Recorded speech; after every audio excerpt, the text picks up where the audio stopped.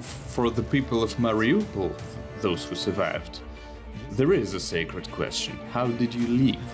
When Russia comes, the first thing it does is to establish strict control over the information space. It occupies television towers, printing houses, and begins to actively spread the narratives it needs. Although I cannot call it resistance in the occupation, it was a resistance that preceded the occupation, that tried to prevent this occupation, which we didn't even imagine that it could be. Hello and welcome to Ukraine in Flames, a special project by Ukraine Media Center, an NGO Euro-Atlantic course, and I'm your host, Myroslava Yaremkiv. The majority of Ukrainians consider it important to return not only the occupied territories, but also the people who live there. After all, more than 80% of Ukrainian citizens are aware that the regime of occupation itself threatens everyone who lives in the temporarily occupied territories. More than half of the citizens understand that the residents of the temporarily occupied territories had no choice and were forced to obtain Russian passports. In today's episode, we discuss the realities of life under occupation, emphasizing the daily challenges and difficulties faced by residents of temporarily occupied territories, and the existing strategies of nonviolent resistance. If you want to learn more about this subject, please continue watching this video and subscribe to our channel so that you don't miss our videos in the future. Residents who stayed in Mariupol described the current situation as lawless.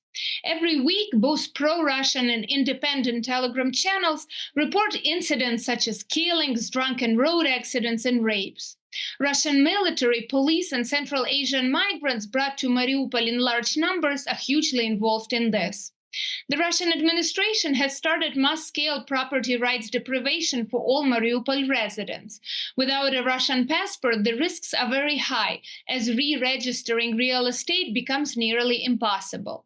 Activist and volunteer from Mariupol and founder of the NGO Vyvezemo, Minin, will discuss the current and 2022 processes of leaving Mariupol, shedding light on the harsh filtration process affecting its residents. For the people of Mariupol, those who survived, there is a sacred question. How did you leave? And I ask you to feel that there are not hundreds, not thousands, but hundreds of thousands of stories.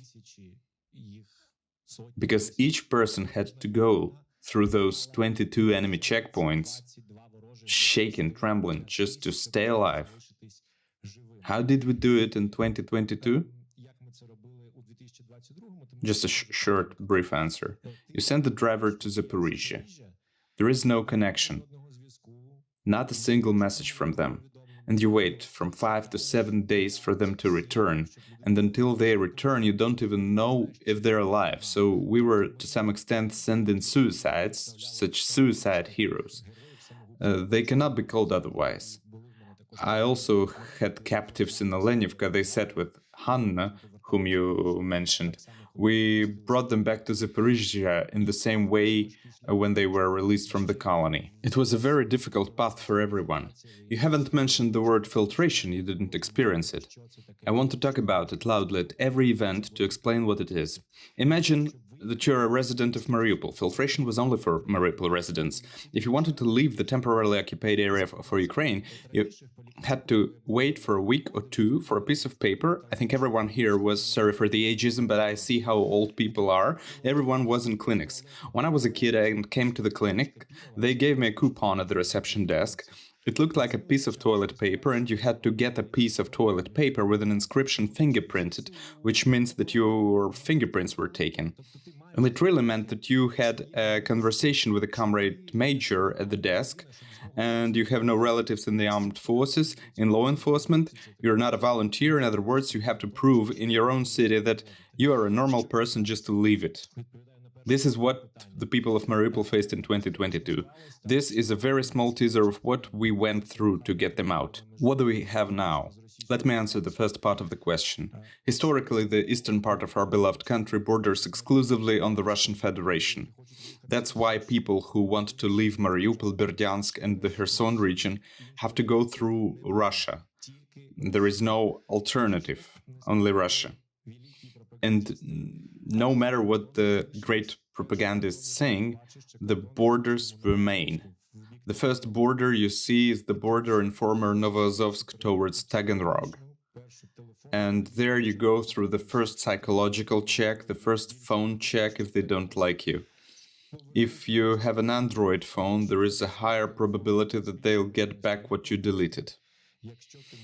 If you have a fresh phone, you are more likely not to be let through. If you are a young guy under 35 or 40, there is a high probability that you'll have a separate conversation. And so people passing this first border go further towards the Belgorod region, where there is the only humanitarian corridor, as the Russians call it. It's pedestrian, you have to go through it. If you've seen the Mad Max movie, that's a trailer for this road. It's much worse. You have to walk 3.5 kilometers. You know, I never liked vacationing on the Black Sea because there are pebbles there, and I was used to sand in Mariupol. It was uncomfortable for my back, and I didn't like sunbaths for some reason since childhood. Here, there are pebbles like in Crimea, only even smaller and more inconvenient for a person to drive a wheelchair, for example. Residents of villages under occupation in southern Ukraine claim that Russian propaganda persists in the occupied areas and in some cases achieves its goal. Even if people do not read, watch, or listen to Russian news, we hear conversations among our fellow villagers and those around us. Every day, people lose hope for a better future, unable to see their loved ones and losing their sense of identity. We fear that these temporarily occupied territories may remain so indefinitely, making it extremely challenging to morally reintegrate people even after victory, they say. Olena Churanova, editor and fact-checker at the StopFake project and senior lecturer at the Mohyla School of Journalism, will talk about the information environment experienced by Ukrainians in the temporarily occupied territories. If we talk about the information space in which Ukrainians live in the temporarily occupied territories, it is an occupation of the information space. I just wanted to start with the fact that Russia wanted to occupy all of Ukraine, to turn all of Ukraine into an occupied territory, and it continues to pursue this goal. Actually, at the beginning of the invasion, one such example is the creation of a whole network of channels which are named, labeled with the well-known slogan Zov. We can see that there are such websites about Lviv, Zakarpattia, Ivano-Frankivsk, Zaporizhia, whatever. These sites were created about every major city, region, and they exist. In addition to spreading the usual traditional narratives of Russian propaganda, they also spread narratives that work specifically for the residents of these regions. So, of course, they try to occupy us all and work for everyone. But if we talk specifically about the temporarily occupied territories, then everything that is happening there can be described with this slide. When Russia comes, the first thing it does is to establish strict control over the information space. It occupies television towers, printing houses, and begins to actively spread the narratives it needs. It blocks Ukrainian TV and radio broadcasting and claims that everything Ukrainian is anti-Russian propaganda. Everything, of course, ceases to exist.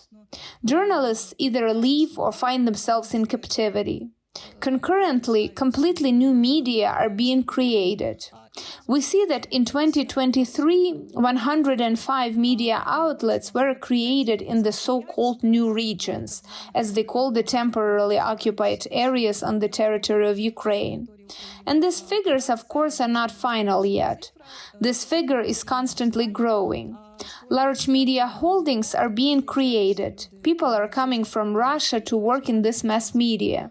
They are provided with free accommodation. That is, all conditions are created so that as many people as possible work for this scheme. And another rather revealing thing is, of course, the provision of such an opportunity as satellite television, under the characteristic name Russian World, free of charge, which necessarily includes the list of the largest propaganda TV channels. However, as we know that some other equipment, with the help of which people can view some other information, is forcibly taken from the residents of the temporarily occupied territories. In fact, the media network is very large today, and it continues to grow. In particular, a new media appeared in April. Their main media holding is the editorial office in Rostov-na-Donu, but they plan to distribute information to all temporarily occupied territories. Telegram channels and the website have already been created for this purpose, with all these narratives are constantly being disseminated there. We know that Russians are, of course, at the head of all these media holdings. In particular, for example, the media holding ZA-TV, which works in the Zaporizhia region, is headed by Alexander Malkievich, a person close to Yevhen Prigozhin, and his specific task is to build this entire information network to spread disinformation on this territory. Besides, there is a large network of Telegram channels. And if you look at even some of the smallest villages, you can see that there are Telegram channels with this Z symbol in them.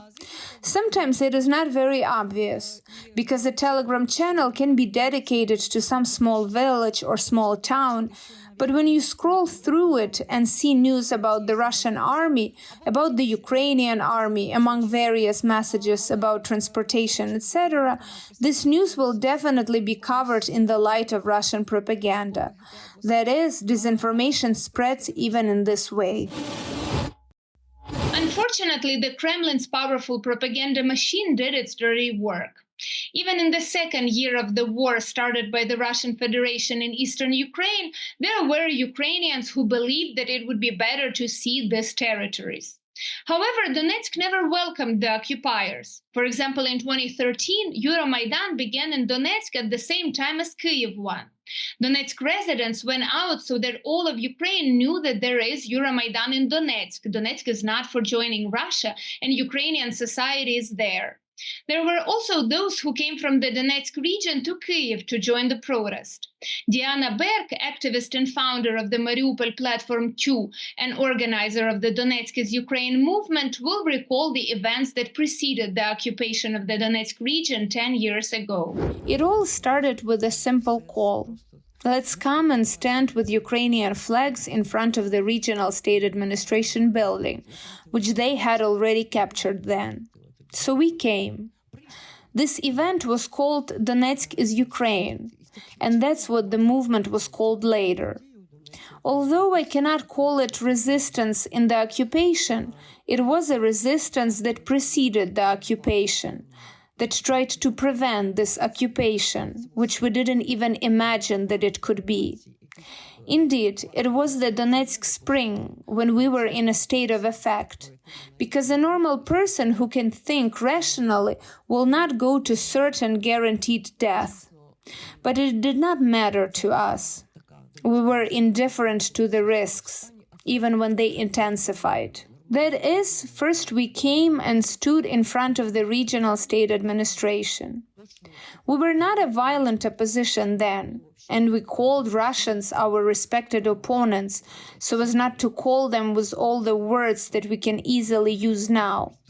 We tried to come to an agreement. That was our mistake, to be honest. Since they didn't expect anything, they did not attack us then. But already from our second rally, from the second demonstration, which took place on the day after the first rally, already on a large square, the largest square in Donetsk, they began to attack us. And those attacks became more and more aggravated, became more and more dangerous. As you may know, the first confirmed death of our friend Dima Chernявsky was already on March 13. By the way, this spring was very difficult for me. It was morally hard for me even to recall, because it is the 10th anniversary of those events, and I went through all these 10-year-old events again. And the fact that it was 10 years ago, of course, is the most pressing. It presses on you more and more. That is, I remember all these dates of our rallies, even those that did not take place due to our respected opponents. I remember all these dates so very well, even better than my relatives' birthdays. So they become more and more dangerous, and we became more and more daring. I'm just saying that reality changes and your stage changes when you find yourself in a very unexpected reality. You've been watching a special project by Ukraine Media Center and Euro-Atlantic course dedicated to the Russian-Ukrainian war, Ukraine in Flames. In the description under this video, you can find information on how you can help Ukraine fight Russian aggression. If you find our work useful, please like and share this video. Slava Ukraini!